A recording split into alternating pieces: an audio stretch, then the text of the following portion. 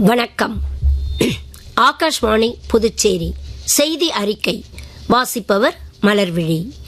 பிரதமர் திரு நரேந்திர மோடி இன்று 9ஆம் ஆண்டு பரீட்சா பே சர்ச்சா நிகழ்ச்சியில் தேர்வு பயத்தை போக்குவது குறித்து மாணவர்களுடன் கலந்துரையாடினார். கற்றல் முறைகள் ஒருவருக்கொருவர் வேறுபடும் என்பதால் மாணவர்கள் தங்களின் சொந்த கற்றல் முறையை நம்ப வேண்டும் என்றார் அவர். அதே சமயம் ஆசிரியர்கள் மற்றும் பெற்றோர்களின் அறிவுரைகளை செவிமடுக்கவும் தவறக்கூடாது என்று அவர் வலியுறுத்தினார். ஆயினும் மற்றவர்களை அப்படியே நகல் எடுப்பதை தவிர்த்து எதையும் தங்கள் சொந்த அனுபவங்களின் அடிப்படையில் புரிந்து கொள்ள வேண்டும் என அவர் ஆலோசனை வழங்கினார். கற்பித்தல் என்பது வேளாண்மைக்கு ஒப்பானது என்றும் விவசாயிகள் விதைக்கும் முன்னர் நிலத்தை பண்படுத்துவது போல ஆசிரியர்கள் மாணவர்களின் மனதை பொறுமையுடன் பண்படுத்த வேண்டும் என்றும் பிரதமர் கூறினார்.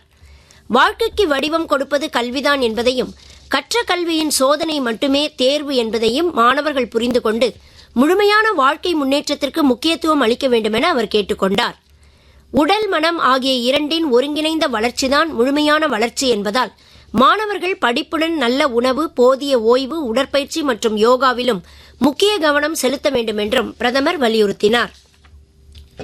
பிரதமர் திரு நரேந்திர மோடியின் பரீட்சா பே சர்ச்சா நிகழ்ச்சி புதுச்சேரி கம்பன் கலையரங்கில் உள்ளூர் மாணவர்களுக்கு திரையிடப்பட்டது.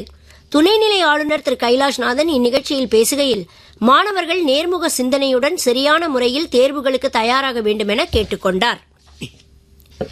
மக்களவையில் இன்று எதிர்க்கட்சிகள் ஏற்படுத்திய அமளி காரணமாக அலுவல்கள் முதலில் ஒரு முறையும் நண்பகல் 12 மணிக்கு மேல் நாள் முழுவதற்கும் ஒத்திவைக்கப்பட்டன. இதனால் மத்திய பட்ஜெட் மீதான விவாதங்களை திட்டமிட்டபடி இன்றைய தினம் மேற்கொள்ள இயலவில்லை.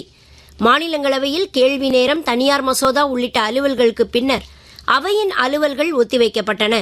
இனி இரு அவைகளும் வரும் திங்கட்கிழமை காலை 11 மணிக்கு மீண்டும் கூடும்.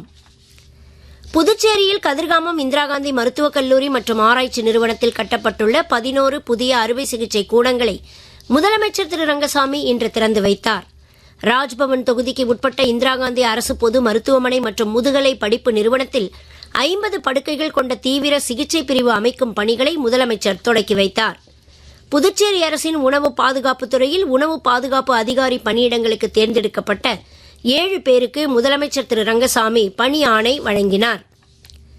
புதுச்சேரி அரசின் காவல்துறையில் காவலர் பணியிடங்களுக்கான எழுத்துத் தேர்வு வரும் 8ஆம் தேதி ஞாயிற்றுக்கிழமை புதுச்சேரியில் 5 மையங்களில் நடைபெறவுள்ளது.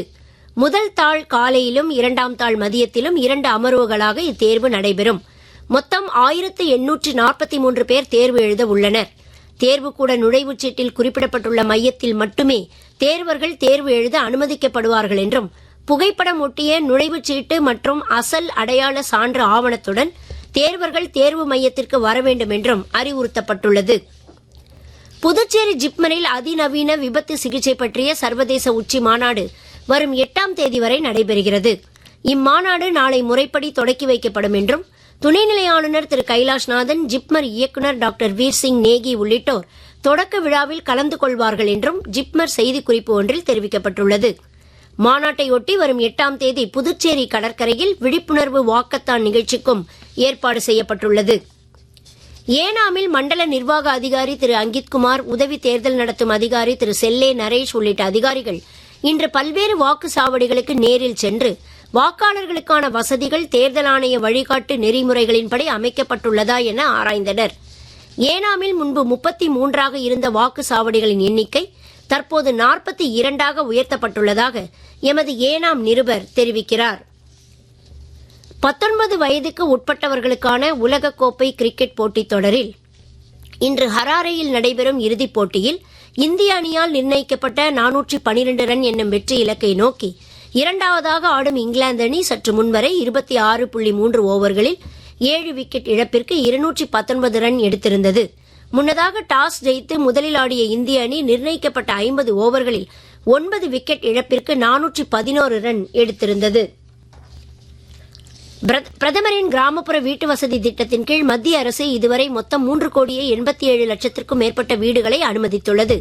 2,95,00,000 வீடுகள் ஏற்கனவே கட்டி முடிக்கப்பட்டுள்ளதாக மத்திய ஊரக வளர்ச்சித்துறை இணை அமைச்சர் டாக்டர் சந்திரசேகர பெம்மசானி இன்று மாநிலங்களவையில் எழுத்து மூலமான பதிலொன்றில் தெரிவித்தார்.